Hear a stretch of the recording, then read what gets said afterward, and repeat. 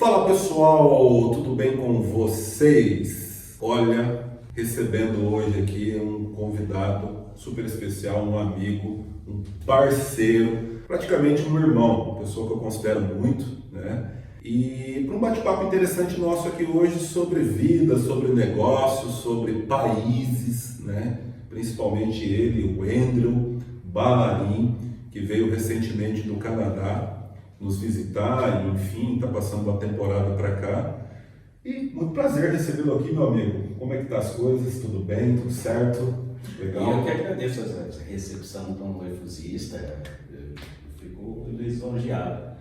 Cara, a nossa situação ultimamente do país não está, quer dizer, não está diferente do restante do mundo, mas não está muito propícia. Então não dá para dizer que eu estou aproveitando muito, que a gente está meio restringido aí, né? Mas é muito bom rever os amigos, estar perto da família, estar aqui. E eu estou para te contar algo que eu estou conversando com a minha família. Acredito que a gente, depois de ter essa experiência, está pensando realmente em voltar para cá e ficar aqui agora. Que legal, olha que interessante. Recentemente, né, eu estive lá no Canadá visitando você, né, com a família, etc. Foi muito legal. Viajamos bastante, conhecemos praticamente ali o estado de Ontário, né? E o André estava residindo... Província, né? Lá no Canadá é província, é verdade. A gente comete esses erros porque somos brasileiros acostumados a falar aqui de estados. Normal, né? Mas assim, foi muito interessante a época que eu estive lá com vocês, viajei, conheci a província de Ontário, viajei lá nas cataratas do Niagara, fui em Toronto, que você estava residindo em Cambridge, né? Isso. Cambridge, exatamente. Visitei outros amigos também na cidade vizinha lá, que é Waterloo e Kitchener, né? Isso também. Foi legal, né? E assim, eu quero perguntar algumas coisas para você com relação, porque você, né, você está no Brasil agora, a gente tem andado bastante aqui, falado de negócios, você tem acompanhado um pouco do meu trabalho com o método LOTE, e eu me lembro que quando estive lá, teve algumas curiosidades que o Andrew me apresentou a respeito do parcelamento do solo urbano, as diferenças entre Brasil, América do Norte, Canadá, etc. Conta um pouquinho aí pra gente mais sobre isso. Então, Wagner, você sabe que antes de sair daqui para ir para lá, que a minha intenção era levar minha família para ter uma vivência em um país de primeiro mundo, procurando uma melhor educação, um melhor convívio social, né? Porque a gente tem isso, a gente consegue isso aqui no Brasil também, mas pela má distribuição de renda do nosso país ainda vigente, isso é algo que me incomoda e continua incomodando. Então, levei minha família para lá, era um lugar que eu só tinha ido a passeio, não tinha morado lá ainda, mas eu fui para lá e pensando assim, e como já era da área de loteamento, a família tinha loteadora, incorporadora e construtora, eu falei assim, e eu sabia por outras pessoas que o mercado lá imobiliário era algo muito rentável, eu falei assim, vamos para lá, vamos ver, se der certo, eu continuo nessa área. Tem experiências, né? Um café, uma água para mim, por favor. Aí, como é que a gente programou isso assim? A minha esposa é jovem, né? Idade de... Muito obrigado. Idade de estudo ainda. Então a gente se propôs que ela fosse para lá, nós fosse para lá, e eu iria estudar, fazer um novo curso lá na universidade. E eu ia ter esse tempo para sentar a família, ver onde é que eu poderia me encaixar melhor lá. E chegando lá eu descobri que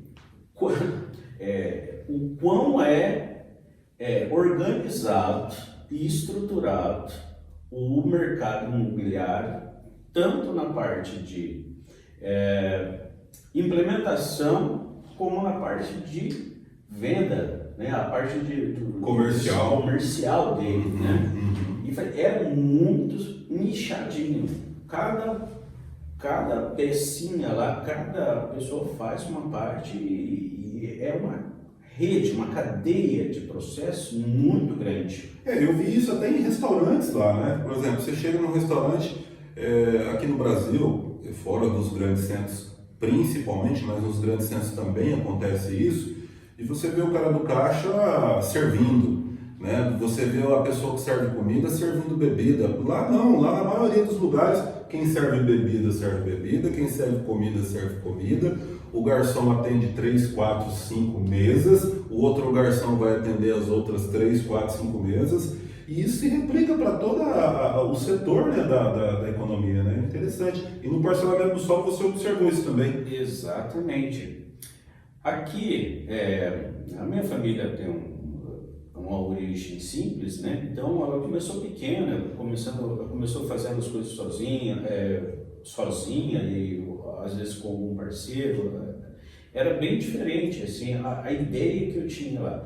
Lá, o Canadá se mostrou para mim como um local que você precisa estar atrelado a grandes corporações ou a grandes parceiros, porque a cada etapa do processo lá tem muitas, como é que eu diria isso, requisições.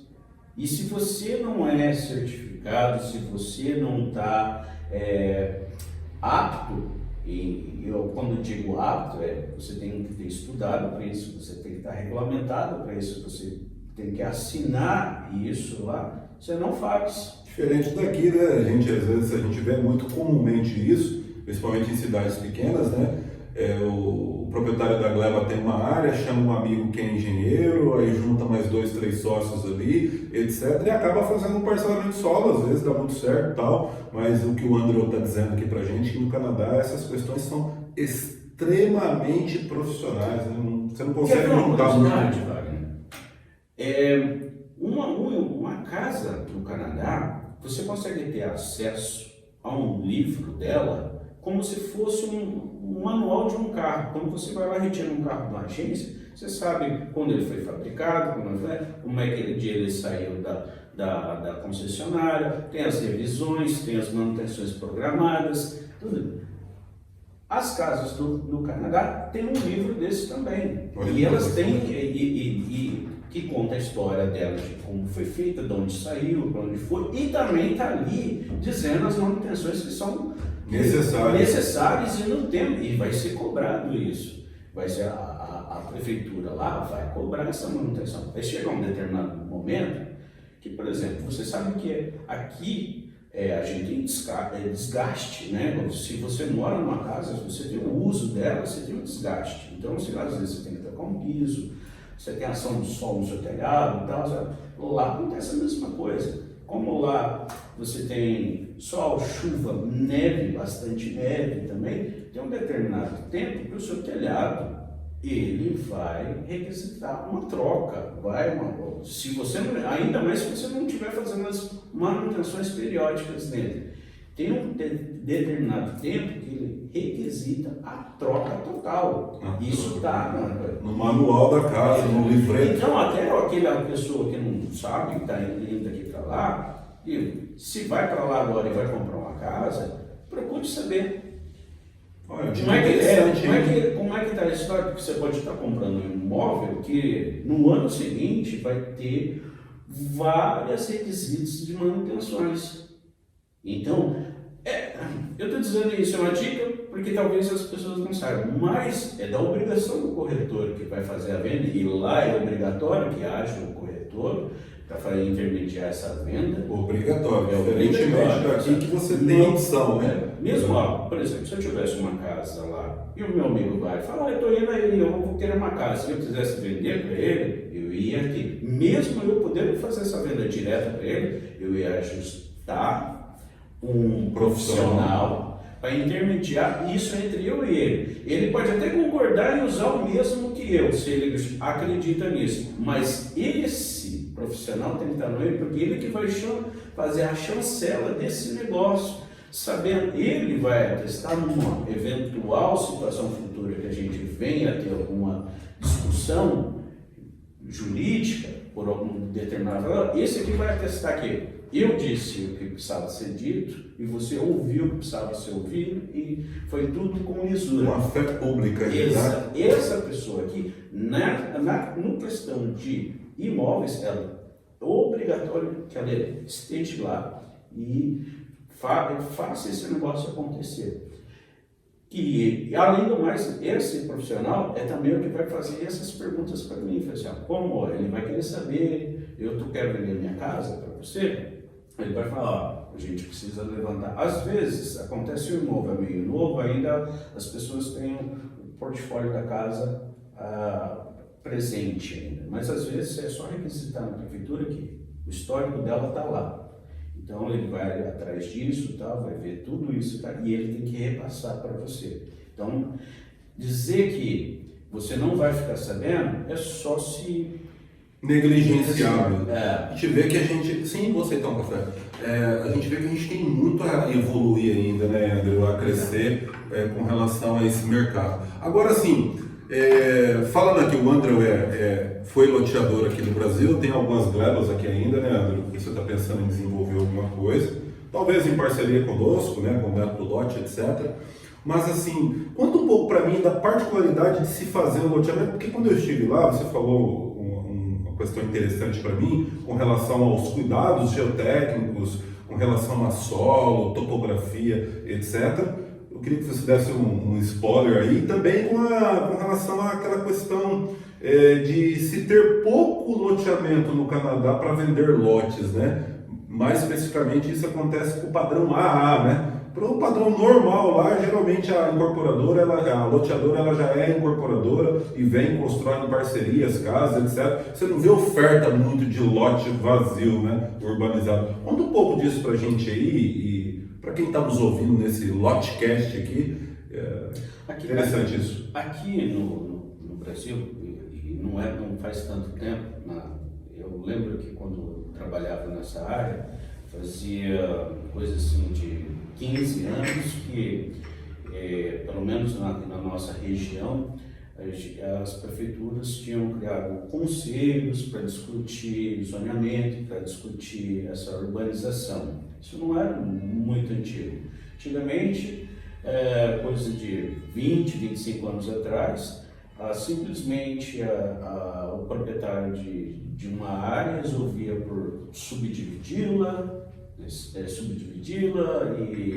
às vezes nem com infraestrutura e tinha um crescimento, né? Ali da cidade, a cidade ia crescendo, expandindo, só que sem ordenação. Exatamente.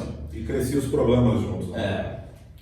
Parte que mais eu sou crítico, né, nessa parte de... Com relação à urbanização dos dois países, né?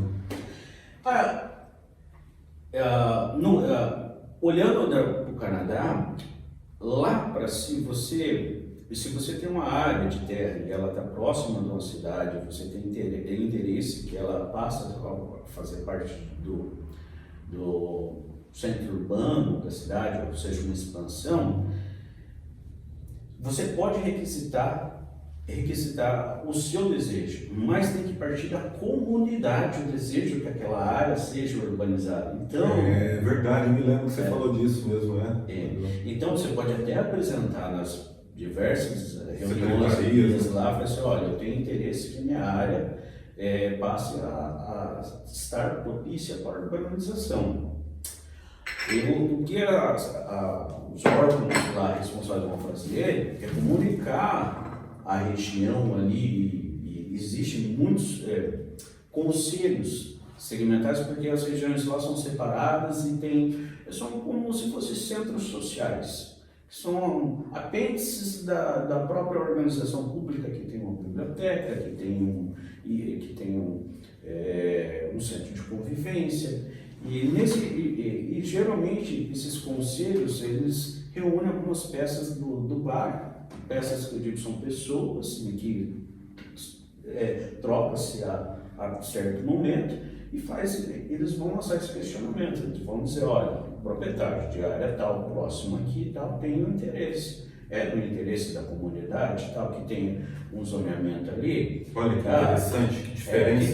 Que tenha um crescimento ali, muitas vezes, né, lá as pessoas escolhem morar num lugar porque é um lugar que não tem muito fluxo, não tem muita gente, então eles não querem. Tem lugares lá que... O conceito de subúrbio lá não é tão pejorativo igual é aqui, né? Eu vi muitos vazios urbanos lá, inclusive tem até um vídeo meu, quando eu estive lá, falando sobre isso, né? Sobre essa questão dos vazios urbanos, que pra gente aqui é um problema urbanístico. Lá no Canadá a gente vê muito hiato entre um bairro e o outro. Você sai de um bairro totalmente urbanizado, você continua dentro de uma via pavimentada, etc., com toda a infraestrutura urbana, mas você anda por um período de matas, de parques, de bosque, para chegar em outro bairro. Eu achei muito interessante essa urbanização deles. Você lembra aquela vez que você foi para Toronto comigo? E a gente andou coisa do centro, que eu falei, aqui era o centro da cidade. E a gente andou coisa de 8 quilômetros e a gente já começou a ver esse vazio numa metrópole. Uma megalópole, né? E você começou a ver isso, eu falei isso. Por quê? Aquele centro que você viu, o centro que não tinha até esse pensamento que tenha. Dali para lá começa a se pensar isso. Você não pode botar todo mundo dentro de uma caixinha. Exatamente. Então eles pensam muito nisso. Urbanisticamente, né? E essa questão lá do lote, de você, desse controle da terra lá, como é que era isso mesmo lá? Então, daí era onde eu ia chegar. Então, tá, houve-se aceitação da comunidade, falou assim, não, a gente gostaria assim no bairro, mas esse bairro a gente gostaria que fosse residencial e que tivesse X e tal. Aí a pessoa que é dona dessa área, ela vai oferecer essa área para uma incorporadora, que ela vai procurar os fomentadores e vai determinar um projeto para aquilo. E depois de determinado esse projeto, volta para a aprovação da comunidade. Se a comunidade falar, não, legal, aqui vai morar tantas pessoas, vai ter um parque comercial aqui, porque lá toda expansão requisita que você tenha um parque comercial que não faz parte da área residencial. Elas são separadas as áreas que são residenciais e a área que é comercial. Salvo-se alguns espaços que é permitido um tipo de comércio específico para abastecer a zona residencial. Feito tudo isso, aí as empresas menos grandes que vão urbanizar essa área. Aí vão conseguir as licenças e vão começar a trabalhar no solo lá. O solo lá precisa ser trabalhado pelo advento, que lá tem temperaturas muito baixas e os encanamentos e a rede elétrica são tudo subterrâneos. Você não vê nada, você não vê fios. É raro ver. Bairro muito antigo mesmo, lá que tem alguns cabos ainda, mas é raro mesmo. Então. Aqui, ó, o sistema de iluminação pública. Entre um poste e outro, como você vê ali no fundo, não tem fiação. Isso mesmo, não tem fiação, né? E é tudo subterrâneo. Tudo subterrâneo. Então, como precisa preparar o solo, a parte de trabalho com o solo é feita praticamente uma decapagem de toda a área. Eu vi isso, achei super interessante. Porque, além de esse encanamento tem que estar numa profundidade X para não ter problema com o congelamento, porque o solo congela também a uma determinada altura, profundidade. Então eles têm que decapar para começar a fazer esse encanamento e depois capar de novo. No início há uma certa ajustamento da área, né? E o que eu acho o melhor, tá certo, é que o Canadá é quase, tirando o lado oeste, que temos montanhas, do meio para o lado leste, você tem muito planície, mas não é permitido também construções, se você tiver uma porcentagem de declive no terreno, muito. Eu vou dizer Aqui é 30%, mas faz eu as acho que lá é compensações. menos, é menos. Assim, Uhum. tirando algumas coisas mais antigas, lá hoje em dia é menos. Você tem que trabalhar o contorno desse seu loteamento, da sua área, dentro que ele não tem água. Porque você também tem um problema aqui, do inverno, novamente, se você faz, por exemplo, uma via que ela tenha um declive, um aclive, muito acentuado, num dia de neve, de chuva, de frozen rain, né, que é um dia que é uma chuva que congela, você não vai ter, o carro não vai parar nela, as pessoas vão escorregar, então não dá muito, é tudo bem pensadinho. Bem pensado. Essa supressão, vamos dizer, de solo, eles tiram aquela primeira camada e eles levam para o sítio, é isso? O que é aquilo lá? Porque é uma terra produtiva? Como é que é aquilo? Eu não me lembro muito mais daquele bate-papo que eu tive com o engenheiro lá. Na verdade, o que eles fazem eles acertam uma área, ou fazem um monte, né? Retiram essa área, deslocam para fazem as coisas que precisam ser feitas, né? E voltam para essa outra área. Às vezes acontece uma sobra. Quando acontece essa sobra, como é a faixa produtiva do solo, onde teve a decomposição do material orgânico, plantação e tal, então é levado para uma área. Uma compostagem. Exato, é levado para uma área que vai ser usada para isso. Olha que interessante. Eu me lembro, tem um vídeo que eu no nosso canal do YouTube que eu falo um pouco disso, até agora eu não me lembrava. Interessante aqui rever esses conceitos. E da questão das casas lá, depois que está pronto, né, eu vi que o pessoal já emenda um monte de casa. Acaba ali a pavimentação, todas as infraestruturas básicas, assim como a nossa. E a diferença, né, que a rede de energia elétrica também, todos os outros componentes ficam subterrâneos. Eu vi que o pessoal já emenda um monte de casa uma atrás da outra, e uma alvenaria rápida, né? A alvenaria praticamente usa no solo, no subsolo só, depois fazem uns alicerces ali e já fazem as casas com aquelas madeiras, etc. E por que disso, assim? O que você entendeu lá do mercado que é diferente daqui, que não tem mais oferta de terreno praticamente? A maioria dos empreendimentos lá, eles já são pensados, executados e entregados já prontos, né? Com casa e tudo. Né? Exatamente. Ele é vendido no papel, assim o projeto, e ali já se começa o negócio que é acabado. Acontece, eu vi algumas situações em que dentro do empreendimento eles separam alguns lotes para não fazerem parte daquele projeto. Esse lote vai ser vendido como lote, mas e geralmente está numa super quadra, né? Que eu vi lá. Não fica no meio aquele lote vazio das casas, fica numa quadra afastada. Ele ali. vai ser mais caro, porque justamente com uma pessoa que tem interesse de sair, porque as casas lá são ótimas, mas elas estão dentro de, como é que eu vou dizer isso? Elas estão dentro de um padrão. Às vezes existe uma pessoa específica que fala, não, eu quero uma casa fora do padrão. Uhum. Aí, que padrão, hein, pessoal? Que padrão. Muda-se pouco na fachada, né? Por dentro elas são quase todas iguais, as plantas, a fachada muda sim, algumas são quase idênticas, mas que padrão, viu? Que padrão. E fugir do padrão lá é para um padrão muito melhor, né? E que legal, que legal. Curiosidade bacana isso. E é aí que fica um pouco mais caro. Por quê? Também tem os bairros, no geral, eles têm um ordenamento. Você não tem, tem alguns bairros que você não tem a liberdade de modificar esse ordenamento. O layout, né? Você não pode mudar a sua casa, né? Assim, tem alguns que são mais restritos ainda, por exemplo. Restrições urbanísticas. Funciona lá, né? Se o bairro o conceito do bairro foi para que ele tivesse uma certa arte, uma certa paleta de cores, nem a cor da porta da sua casa você pode modificar. se você não tiver autorização da comunidade. Olha Então, que tem interessante, isso, pessoal. né?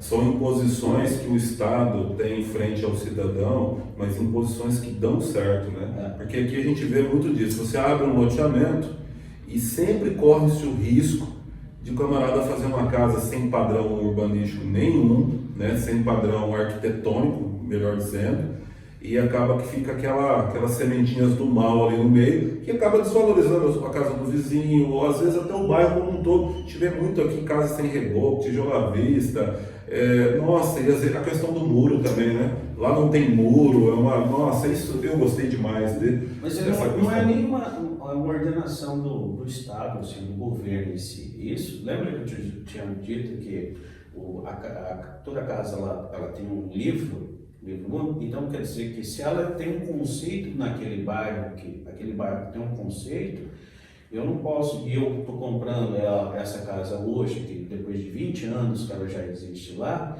eu não posso trocar esse conceito. Por exemplo, chegou a hora lembra que eu falei de trocar um telhado e tal? Eu não posso falar, não, eu já vou trocar esse telhado, eu vou virar ele.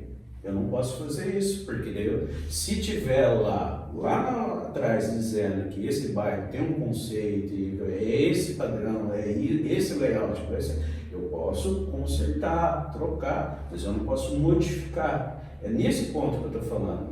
Então, por isso que tem que ver esse livrinho mesmo. Isso eu estou falando para coisas já existentes. Nas aquelas que são novas, assim, eu estava te falando, então, às vezes, tem empresas que conseguem dizer que nessa área vai ter um espaço aqui que é determinado para não seguir o padrão mesmo, para isso. É mais caro, mas o bairro todo está sabendo, entendeu? Já está combinado isso, que eu estou vendendo para você que está comprando uma casa pronta, mas você está sabendo que você vai ter um vizinho aqui que ele pode construir uma casa. Quer dizer, ele não vai chegar, ele não vai poder ir lá e botar um container lá, mas ele vai poder fazer uma construção que ele não vai seguir o padrão das outras, já é sabido. Entendi. Mas quando eu falei dessa questão da imposição do Estado, né, assim, em frente ao cidadão, é porque a originalização dessa ideia é uma regulamentação do próprio Estado, né? Sim. Mas aí o próprio... Porque assim, aqui no Brasil a gente tem uma diferenciação assim. Agora está surgindo vários questionamentos da própria sociedade, da sociedade civil organizada, da população de forma geral, alguns conselhos, etc., sobre o crescimento dessas casas geminadas, né, sem padrão. Sem padrão no sentido assim, o bairro não foi projetado para receber, por exemplo, você projetou um bairro com 300 lotes, né? Residência unifamiliar naquele lote, uma residência por lote. E aí, com base em algumas legislações furadas ou brechas, etc., alguns empreendedores, nada contra, né, esse tipo de produto, desde que ele seja planejado, eles acaba virando 300 lotes, porque acontece ali uma fração, ou um desdobro, um desmembramento, onde num lote constrói-se duas casas, fatia, cada um tem a sua matrícula. Isso começa a causar vários problemas aí, urbanísticos, saturação da rede. Eu tive um problema desse no final de semana passado. Eu tive que visitar um parente, fui num bairro desse, e era uma determinada hora avançada da noite. Eu tive que levar uma pessoa idosa, e nesse bairro... Não conseguiu estacionar? Eu não tinha, eu tive que parar no meio da rua, descer a pessoa idosa para adentrar o imóvel, tá, e depois procurar um local para estacionar. 100 metros longe. Todo local que ou era entrada de carro ou estava ocupado a via. Não tinha jeito. Em função dessa falta de planejamento, e está tendo muitas discussões em várias cidades brasileiras acerca desse tipo de produto. Mas assim, que interessante, né? Essa questão relacionada ao planejamento. Eu confesso, adoro o Canadá, os Estados Unidos, muito em função do seu urbanismo, né? De ruas largas, calçadas largas, não são estreitas. Existe aquela calçada onde você transita, interessante lá na tua casa em Cambridge, né?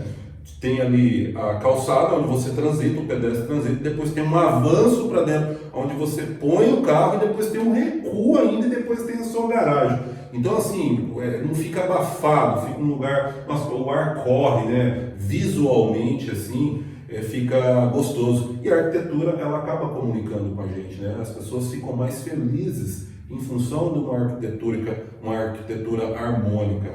Você lembra daquela rua que eu te mostrei, que com árvore centenária lá, já era um bairro antigo e a árvore era centenária? Uhum. Cara, e por que ela está lá ainda? E ela está próxima à via. Porque as calçadas lá não tampam as raízes das árvores, elas estão avançando, né? Elas estão longe da via. Tá? Permite que a planta fique saudável por vários anos. Né? Você dá uma chuva, árvore para o chão, problema com fio. Mas assim, amigo, finalizando aqui o nosso Lotcast, né, um produto novo que a gente está lançando aqui para você, do mercado imobiliário, né, de forma geral. Vou estar trazendo sempre pessoas interessantes, convidados, e hoje tive a oportunidade de receber você aqui na minha empresa, o privilégio, e da gente estar podendo discutir isso e passar, né, essa mensagem para as pessoas que estejam ouvindo isso, ou vendo através de um vídeo também, a gente vai disponibilizar isso também no YouTube. Mas assim, conta agora para finalizar aqui um pouquinho aí da sua experiência lá, você falou, né? E o que você pretende agora? Você pretende morar no Brasil, trazer algumas ideias inovadoras para lá? Você pretende atuar aí dentro das suas áreas, trabalhar ter negócios, né? Talvez não operar mais igual você operava. Mas o que você acha aí? Você vai mexer com o loteamento de novo? Vai trazer um pouco dessa ideia canadense para cá, para finalizar? Olha, Wagner, eu tenho visto algumas coisas, até em grande parte tenho que te agradecer, você está me mostrando algumas coisas que estão acontecendo agora aqui, e eu estou vislumbrando uma possibilidade de procurar uma ponte entre as pessoas que eu conheci lá, que também tem muito interesse aqui, e de repente juntar as pessoas daqui que ainda queiram ver coisas lá. Hoje eu tenho conhecimento dos dois lados, pode ser que algo aconteça nesse sentido, assim, juntar, fazer a ponte. Olha que interessante, me coloca nisso. Eu amei o Canadá, eu quero voltar mais vezes lá. E para você que está ouvindo aí, vendo esse vídeo, né, segue lá, @Andrew Ballarin no Instagram, né? @Andrew Ballarin. E de repente faça perguntas para o nosso amigo aqui, né? Deixe nos comentários também, que esse aqui, além de um podcast, vai para o nosso canal do YouTube. Façam perguntas, talvez, né? O Andrew possa corroborar com vocês, com certeza. E essa parte é interessante, hein? Trazer investimento de lá para cá, levar daqui para lá, fazer essa ponte, muito legal. Me põe nisso. Tô junto, sou parceiro. Beleza? Feliz em poder ajudar, e o pessoal que quiser falar, olha, eu sou uma pessoa simples, é só falar comigo, mas o que eu tenho a oferecer é que eu posso dizer que eu conheço o Canadá, que é maior que o Brasil, melhor do que eu conheço o Brasil hoje em dia. Olha só que interessante. Eu tive a oportunidade de estar em todas as províncias lá, então, quiser me perguntar qualquer coisa, estamos aí, à disposição. Valeu, meu amigo. Chegamos ao fim de mais um Lotcast. É isso aí, pessoal. Sucesso nos seus negócios, nos seus empreendimentos. Obrigado, meu irmão. Valeu, agradecido mesmo. Agradecido.